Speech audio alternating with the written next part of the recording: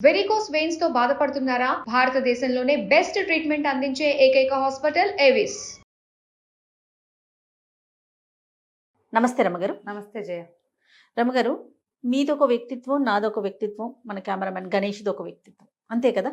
ముగ్గురు ఉంటే 3 రకాలు, ఒక తల్లికి 4 పిల్లలు ఉంటే 4 రకాలు. అసలు ఈ వ్యక్తిత్వం అనేది ఎలా డెవలప్ అవుతుంది? తర్వాత ఇంకొక అనుమానం నాకు, సత్సంగాలకి వెళ్తూ ఉంటాం, కౌన్సిలింగ్స్కి వెళ్తూ ఉంటాం, పెద్దవాళ్ళు చెప్పేది వింటూ ఉంటాం. అలా విన్నప్పుడు మన తత్వం మారుతుందా, మార్చుకుంటామా, లేకపోతే ఆ సిచ్యువేషన్ వరకే మారుతుందంటారా? చాలా పెద్ద ప్రశ్న జయ. నీ కౌన్సిలింగ్స్కి వెళ్ళి చేస్తామా? అప్పుడప్పుడు తక్కువే, ఏదో నెలలో ఒక 4, 5, 7, 8 అంతే మనం చేసేది. కొంతమంది ఉంటారు జయ, నా థాట్ ప్రాసెస్ ఇలా ఉంది, దీన్ని నేను ఎలా మార్చుకోవాలి అని అడుగుతారు. ఇంకొంతమంది ఇది చూడు, మాకు ఈ ప్రాబ్లం ఉంది, ప్రాబ్లం ని సాల్వ్ చేసుకోవటం ఎలా అని అడిగేది ఒక రకమైతే. చాలా కొద్ది మంది నేను ఇలా ఆలోచిస్తున్నాను, ఇది కరెక్ట్, నేను అసలు కరెక్టేనా, ఈ థాట్ ప్రాసెస్ ఇలా ఉండొచ్చా, అసలు ఎలా మార్చుకోవాలి? ఇంకొక స్టెప్ ఫార్వర్డ్ వాళ్ళు తత్వం మార్చుకునేందుకు సిద్ధపడుతున్నారు. భూమి మీద 99% ఆడగాని, మొగ్గాని, పిల్లి కానీ, మేక కానీ, ఎలక కానీ, పంది కానీ తత్వం మార్చుకోవడానికి ఇష్టపడరు. నేను ఇలాగే ఉంటా, నాతోటి నువ్వు హ్యాండిల్ చేయి, సావు లేకపోతే నా పద్ధతి ఇంతే ఇంతే. ఖరాఖండిగా పోనీ నోటుతో చెప్పకపోయినా, నోటుతో చెప్పరు కొంతమంది ఉంటారు. కొంతమంది ఏమో మనలాంటి వాళ్ళు నేను ఇంతే, నాకు ఇలాగే వచ్చంటాం, మన స్ట్రైట్ ఫార్వర్డ్ తోటి. కొంతమంది ఉంటారు అట్లాంటివి ఏం చెప్పరు, కానీ వాళ్ళు అలాగే ఉంటారు, క్లెయిమ్ చేయరు, దిస్ ఈజ్ మీ అని చచ్చిన ఢంకా బజాయించి చెప్పరు. కానీ వాళ్ళు అదే. స్వభావాలు మారవు. స్వభావం మార్పు ఎప్పుడు కుదురుతుంది? మనం చూడు, ఇంతమంది ఉన్నామా దేశ జనాభా, మనలో తపస్సు చేసేవాళ్ళు వాళ్ళు ఎంత తక్కువ మంది ఉన్నారు జయ? అవునండి, చాలా తక్కువ. ఒకప్పుడు ఋషులు మునులు ఒక్కడుండేవాడు, ఊరికి ఒక ఋషి వస్తే ఊరంతా వాడు ఆయన ముందు సాగిలు పడేది. ఏమి ఊరంతా ఋషులు ఎందుకు అవ్వలేదు? ఎవరో ఒకళ్ళు అవుతారు, ఊరంతా వెళ్ళొచ్చు కదా.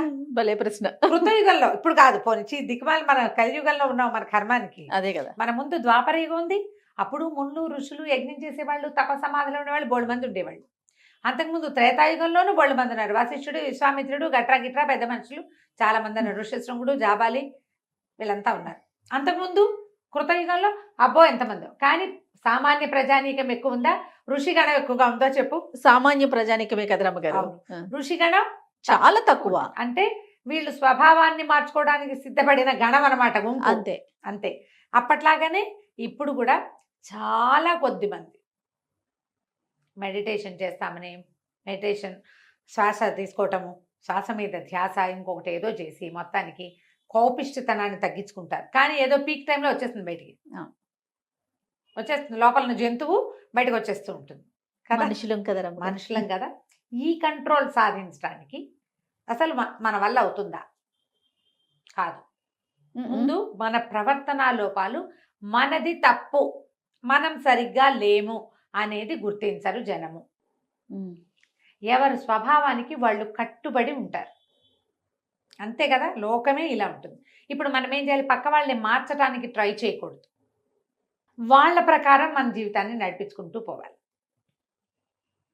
నీ ప్రకారం నీ దారి నువ్వు నడు, నా ప్రకారం నేను నడుస్తా, మన ఇద్దరం కలిసి పక్క పక్కన నడుచుకుంటూ పోదాం. ఇప్పుడు చూడు, భార్య సమస్యలు తగ్గుతాయి అంటారా?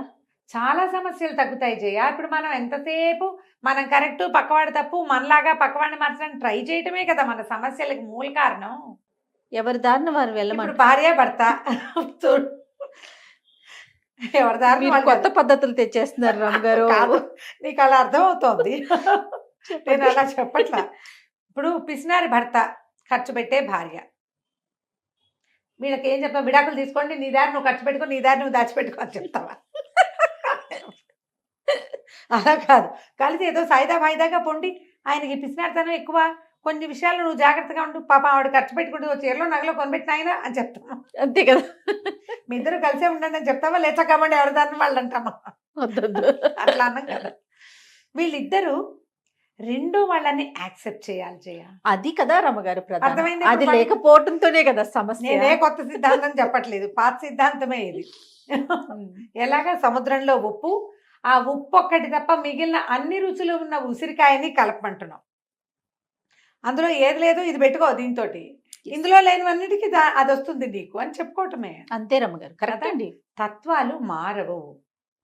ఎవరి తత్వం వాళ్ళదే. ఒక బుజ్జి కథ చెప్తా చూ, చాలా చిన్న కథ. పూర్వం అంటే సృష్టి ఆదిలో, ఇప్పుడు కాదు ఎప్పుడో, ఆరుని అని ఒక మహర్షి ఉండేవాడు. ఈ ఆరునికి ఆయన అడవిలో కూర్చొని తపస్సు చేసుకునేవాడు. అడవి నిండా జంతువులే, చెట్లు పొట్లు, చిన్న చిన్న పురుగులు గిరుగులు కీటకాలు ఎన్నో.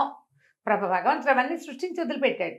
ఆయన అనుకున్నాడు ఇవన్నీ ఎందుకు పుట్టించాడు దేవుడు, ఒక ఆడదాన్ని ఒక మగవాడిని మనుషుల్ని సృష్టిస్తే సరిపోతుంది కదా, అంతే, మనుషులు ఉంటే చాలు, ఓన్లీ మనుషులే కావాలి అని అనుకునేవాడు. అయితే ఒకనాడు ఏమైందట, ఆయన నదికి వెళ్ళి స్నానం చేసి వస్తుంటే ఒక పెద్దగా పులిగాండ్రు రింపు వినపడింది. పులి పరిగెడుతోంది. ఈయన అటు ఇటు చూశాడు. ఈయన వెనకాల కాదు, ఆ పులికి ముందు కొంచెం దూరంలో ఒక ఆడ లేడి, అది కూడా వెర్రి పరుగులు తీస్తుంది. ఆ లేడి వెనకాల పడింది పులి. ఈయన ఏం చేశాడు, అయ్యో అయ్యో అది పులి చచ్చిపోతుందేమో అని అనిపించింది ఆయనకి. ఈ పులిని మార్చేద్దాం అనిపించింది. ఆయన తన తపశక్తితోటి ఇద్దరిని, మగ పులిని మగవాడిగాను లేడిని ఆడదానిగాను మార్చేశాడు. పరిగెడుతున్న పులి మగవాడిగా అయిపోయి పరిగెత్తడం మొదలెట్టింది. ఈ పరిగెడుతున్న లేడి ఆడపిల్లగా మారిపోయింది. ఆడపిల్లగా మారాక తొట్టుబడి చెట్టుకు ఆగిపోయింది.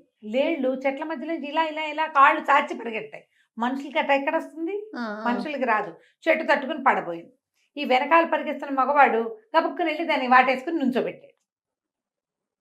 పుల్లులు చేస్తాయి ఆ పని, ఏం చేస్తుంది, లటక్కని పట్టుకుంటుంది పులి. వీడు ఆ పని చేయలే, పట్టుకుని ఆపాడు. ఎవరమ్మాయి నువ్వు అన్నాడు.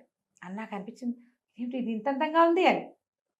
మెల్లిగా ఈ మగవాడికి ఈ అమ్మాయి మీద మోహం పుట్టుకొచ్చింది. ఆ మోహాన్ని వాడు ప్రేమ అనుకున్నాడు. ప్రేమ అనుకుని ఆ అమ్మాయిని నువ్వు నాతో ఉండు అని పిలిచాడు. ఆడెవ్వడూ లేడు, వీడు ఒక్కడే ఉన్నాడు. వీడు చూస్తే మంచి అటాకటా బలంగా ఉన్నాడు. పెద్ద మగ పులి మగవాడిగా మారితే పులికున్న జీవసత్వాలన్నీ మనిషికి రావు కదా. లేడి నాజుకుతనం అంతా అమ్మాయికి వచ్చింది, పులి బలం అంతా అబ్బాయికి వచ్చింది. సరే, ఇద్దరు జతకట్టి అడవిలో ఒక గుడిసెలాగా ఏర్పరచుకుని ఉండటం మొదలుపెట్టాడు. ఈ పులి మగవాడిగా మారిపోయాడు కదా. ఈ మగవాడు మొత్తం అడవంతా వేటాడి దుప్పుల్ని వాటిని వీటిని కుందేళ్ళని పుచ్చుకొచ్చేసేవాడు. పెళ్ళాన్న తినమనేవాడు. అదేమో శాకాహారి లేడు కదా, అదేం చేసేది, ఆకులు అలమలు దుంపలు అవి తవ్వుకుని తినేది. చచ్చిన మాంసాహారం తినేది కాదు, దాన్ని నచ్చేది కాదు. నేను తెచ్చింది ఎందుకు తినవా హాయ్ అని పొట్టాడేవాడు. కొట్టుకు తెచ్చేవాళ్ళు ఇద్దరు. అట్లాగే ఏముంది, కొట్టుకు తెచ్చినా పిల్లలు పుట్టడానికి లోటే ఉండదు కదా. వరుసగా పిల్లలు పుట్టుకొచ్చారు. కొన్నేమో నాన్నలాగా కొన్నేమో అమ్మలాగా ఉన్నారు. అందులో సంవత్సరాలు గడిచే కొందికి వీళ్ళిద్దరి కొట్లాట ఒక రకంగా తేలలేదమ్మా. నువ్వు అవన్నీ ఎందుకు తింటావు, వాటన్నిటిని ఎందుకు చంపుతావంటుంది పెళ్ళాం. ఇవే తిను అని అవే వండుతుంది, చచ్చిన మాంసం వండదు. ఆ మగవాడేమో ఎంతసేపు దుప్పుల్ని కుందేళ్ళని చంపేసి, ఎలుగుబంట్లను చంపేసి వాటిని చీరేసి వాళ్ళ మాంసం అంతా పుచ్చుకొచ్చి అది కాల్చి తింటే గానీ నేను నీతో ఉండనంటాడు మగవాడు. బాగుంది. కొట్టుకు చచ్చి చచ్చి చచ్చి చచ్చి చివరికి పిల్లలు కూడా ఇంతంతమంది అయిపోయాక ఓ రోజు మళ్ళీ ఆరుండి దగ్గరకు వచ్చారు. ఇది మాట విందండి, గడ్డిగా అతను తింటుంది, నాకు కూడా అవే పెడతానంటుంది అంటాడు వాడు. ఎంతసేపు రక్త మాంసాలతో తిండండి, అన్నిటిని చంపేస్తున్నాడు దుర్మార్గుడు, వీడితో ఎవడు బతుకుతాడండి అందే ఆవిడ. ఈ గోల పళ్ళైపోయాడు కదా పంచాయతీ. ఎందుకని ఆయన ఏం చేశాడు, వాడిని పులిగాను దీన్ని లేడుగాను మర్చిపారేశాడు. ఇద్దరు చెరోజారును పోయారు. వాళ్ళ పిల్లలు మాత్రం అడవిలో ఉండిపోయారు. స్వభావం మారిందా, స్వరూపాలు మార్చేశాడు. భగవంతుడి రూపంలో ఈయనే భగవంతుడైపోయి, అయినా కూడా పులి వేట క్రూరత్వము, నా మాట నెగ్గాల్సిందే, నేనేది చూస్తే అది నా నోట్లో పడాల్సిందే అన్న లక్షణము వాడికి పోవాల. ఇది ఒక మూల దాక్కుందాము, మూల కూర్చుందాము, నా దారిని నేను ఉందాము అనే ధోరణి దీనికి పోలేదు. మనుషులుగా మారినా కూడా జంతు లక్షణ స్వభావాలు మాత్రం వాళ్ళవి మారలేదు. పిల్లలు పుట్టినా మారలే. ఇప్పుడు ఈ రెండు ఏం చెయ్యొచ్చు, ఆవిడకి ఇష్టం లేదు నేను ఒక్కడనే తింటా అని వాడు అనుకోవచ్చు. వాడికి నచ్చింది వాడికి తింటాలే, నాకు నచ్చింది నన్ను తిన్నిస్తున్నాడు కదా అని అనుకోవాలి. వీళ్ళిద్దరు చూడు రెండో వాళ్ళని యాక్సెప్ట్ చేయలే కదా. అంతే. మీకు స్వభావాలు మీకు ఇబ్బందులు లేకుండా ఉండాలంటే ఏం మార్చుకోవాలి, ఇక్కడ మనం స్వభావం మార్చుకోవాలి మొదటిది, యాక్సెప్టెన్సీ కావాలి రెండోది. ఈ రోజున మనం కొట్టుకు చావడానికి, మన ఇళ్ళందరి ఇళ్లలోనూ డివోర్సులు రావడానికి, ప్రతి సమాజంలోనూ ధనిక సమాజం లేదు, పేద సమాజం లేదు, రెండే కదా సమాజాలు మనకి. అవును. ఒక డబ్బుని వాళ్ళు, ఒక డబ్బు లేని వాళ్ళు. ఈ రెండు చోట్ల కూడా అవతల వాళ్ళని వాళ్ళు ఎలా ఉన్నారో అలా యాక్సెప్ట్ చేయకపోవటం వల్లే మనకి సమస్యలు. ఒప్పుకోవాలా ఒప్పుకోవద్దా జయదీన్? 100% ఒప్పుకోవాలి రమ్య. ఎలాంటి సమస్యలకైనా సరే, ఏ ప్రాబ్లంకైనా మొట్టమొదటిది వాళ్ళని వాళ్ళుగా యాక్సెప్ట్ చేయకపోవటమే అతిపెద్ద సమస్య. అంతేనా? అవునండి. ఆలోచించండి, ఎంత చిన్న కథ ఇది. మనతో ఉండే వాళ్ళని మనలాగా మారిపోవాలని కోరుకుంటాం కదా. అలా ఎలా రమ్య. కుదురుతుంది? ఎలా కుదురుతుంది? వాళ్ళు వాళ్ళ మనలాగా స్వభావం ఆలోచించరు. కదా అది. అక్కడికి మన కడుపును పెట్టిన బిడ్డలకు కూడా అదే ఎక్స్పెక్ట్ చేస్తాం కదా రమ్మ గారు. వాడు మనలాగానే అంతే, ఉండాలనుకుంటాం. మనలాగానే మాట్లాడాలి, మనలాగానే తినాలి, మనలాగానే బిహేవ్ చేయాలి. అక్కడ ఒక వ్యక్తి, ఒక పర్సన్ అది గుర్తించాం. గుర్తించాం. కొన్ని కామన్ గా సమాజంలో అందరికీ ఉంటాయి జయ.